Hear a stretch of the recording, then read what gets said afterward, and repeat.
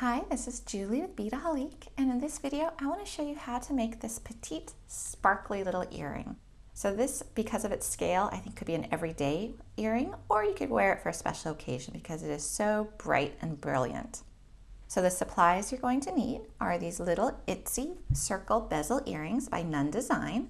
So the actual outer diameter is going to be 8 millimeters. But the inner circle is going to be 6.5 millimeters, and it's nice because they already have that post attached with an earring back. So you need a pair of those. Then for the focal, we're going to use Swarovski crystal pointed Chatons, SS29 size. So I love these pointed Chatons because they are pointy on both sides, really dramatic look to them. And then as our accent Chatons, we're going to use these crystal ones, and these are PP10s, so they're very small, and they're Swarovski crystal as well. Oh, and by the way, the color here is Crystal Lilac Shadow. They come in a bunch of different colors, but I really like that color. Then you're going to need some crystal clay. I am using white crystal clay, and this is a package that I've used for probably 4 other projects, which is really a nice thing about crystal clay, is when it's in its unmixed state, when you haven't mixed A and B together yet, it's going to last a long time, so you can use it for a lot of different projects. If you're not familiar with crystal clay, it is a self-hardening epoxy clay, so you don't have to bake it, and you can mold it, you can shape it, you can do a lot of different things with it. In with your package of crystal clay, when you first get it, you're going to receive a pair of gloves and a little pick that's going to help you apply your crystals. Now, because this is my 4th project in, I've already used those and I don't know where my little pick went. So I'm going to be using a magical pick to pick up the stones, and then I just have a spare pair of gloves. All right, let's begin the project. So first off, we need to mix up our clay. So I'm going to don the gloves.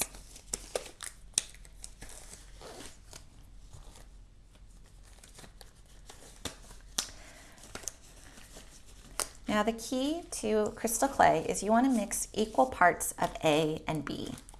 And once it's mixed, it's not going to be anything that you can save for future use, so only mix as much as you need. And for this particular project, I don't need much at all. So I'm just going to take a little bit of that and a little bit of that. Now the way I like to be able to measure my portions is roll it into a ball, put it on your work surface, and then roll the other part into a ball and compare the two. So it looks like I need a little bit more of B.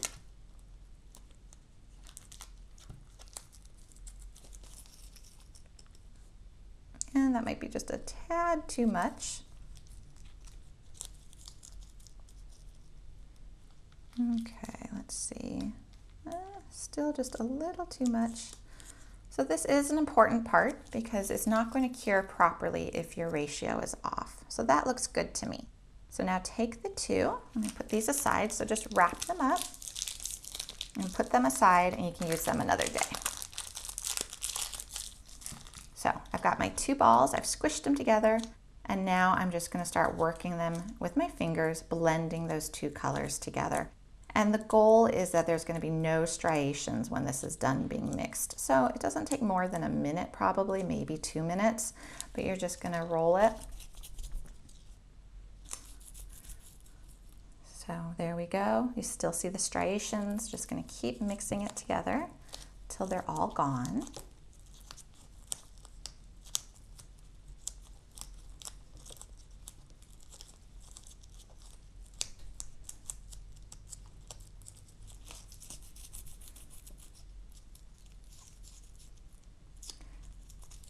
Now I like to do all my work with crystal clay within the first 20 minutes, half hour after mixing it. I think that's when it's really stickiest and freshest, and that's what we want. After that, I find that it can get a little bit too stiff. Okay, so I've got my ball back, and now I need to put it into my bezel setting. For this particular project, I don't even need this much. So I'm going to pinch this in half. And I'm not worried about wasting that. I'm going to make it into a ball, and now I'm going to drop it into my bezel. And actually, I can already tell that's even too much for this particular project. One of the reasons I like doing these projects on video is not only do they give you an idea of, a project that you can make using these different supplies, but it's easier to show in video form exactly how much clay you need versus written form. So I hope you enjoy them. The goal of mine here is to basically just fill this bezel and just a hair above the rim. So I still think I have just a little too much. I don't want the crystal clay to be the focal point of this project. I really want the stone, so I want the crystal clay to blend into the background. One tip if you are trying to do that is match your clay color to your stone, and that way they'll blend together.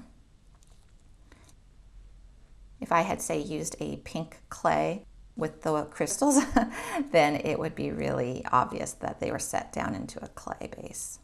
Okay, so I've got that in there and I smoothed it out. And it's just ever so slightly above the surface of the bezel setting. Okay, I'm going to now take off my gloves. And I'm going to place one of the pointed chatons in the center.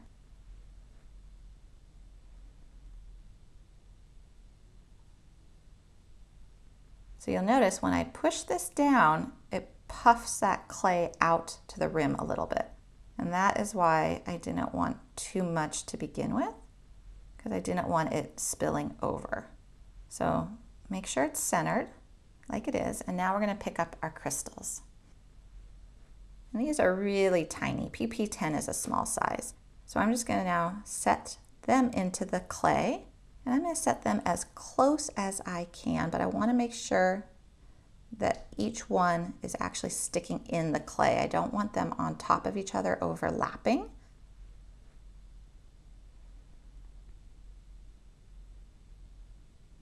So just the smallest little gap between them.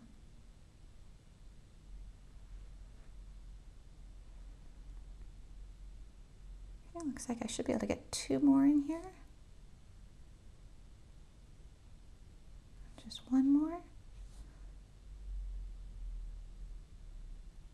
Okay, now when you're done, go ahead and go back over them to press them into place, because it is clay and it's soft, so it can shift. So as I'm pushing on this side, it can puff out that side. So you want to just make sure that everything's centered when you're done. I'm happy with that.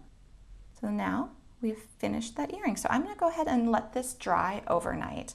It will be dry within at least 3-4 hours, but I always like to err on the side of caution. I'm going to let it dry overnight before I wear them. But there you go. You've got a really pretty sparkly pair of tiny earrings. You can find all the supplies and other project ideas at Beadaholique.com.